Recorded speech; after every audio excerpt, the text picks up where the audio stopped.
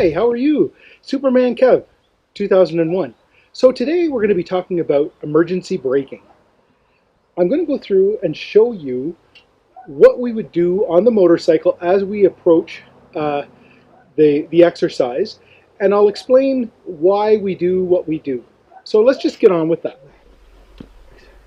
In this exercise, what we're going to be doing is I'm going to be coming up the driveway, up to a double set of cones, and then try and stop in a stopping box. And while you're applying those brakes, and you're applying them equally and evenly, the back and the front together, you want to make sure that you're keeping your eyes and scanning where it is you want to go and trying to figure out an escape route. If you are in heavy braking, it's going to be very difficult to steer, but you should always be looking for a way to go. If you do let off on the brakes, as long as the back wheel is not locked up, you can let off on the back brake, let off on the front brake, and steer around your obstacle using counter steering that we covered in last week's episode. So one of the things you want to do when you're doing emergency stopping is you don't ever want to put your inputs in too quickly. You've heard of people getting a handful of brake. Well, what that means is they're grabbing a hold of the brake and they're pulling it really tight.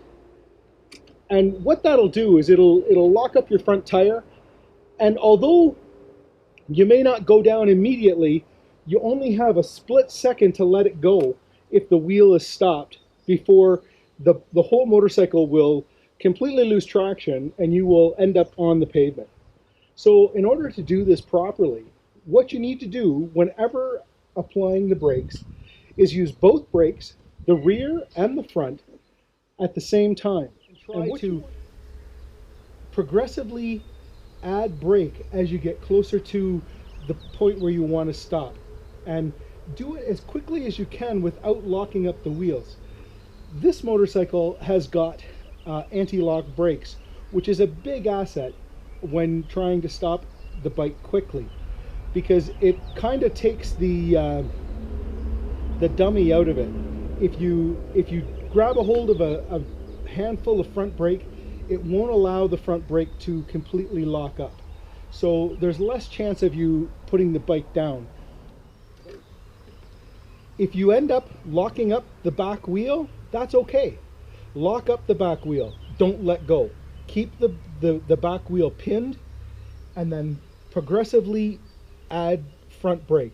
The front brake typically is about somewhere between 65-75% of your stopping power, and the remaining is with the back brake.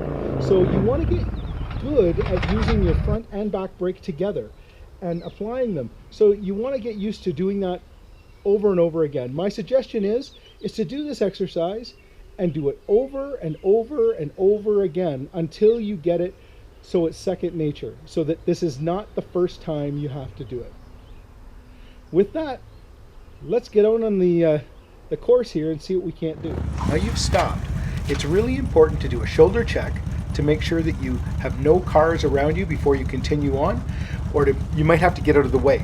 So situational awareness is always important when you do an emergency stop. So you stop, you check to make sure everything's clear before you get the heck out of Dodge, because you don't know what's coming up behind you, and so it's always important to make sure that you're always doing that as well. So check, make sure everything's okay, everything's fine, then you can continue on. The other thing that happens quite often is, don't be surprised when you try and do a stop if your throttle ends up being wide open. That happens from time to time because you are in a bit of a panic and you're trying to get the bike stopped. And you don't worry about that. Pull in the clutch and do your braking.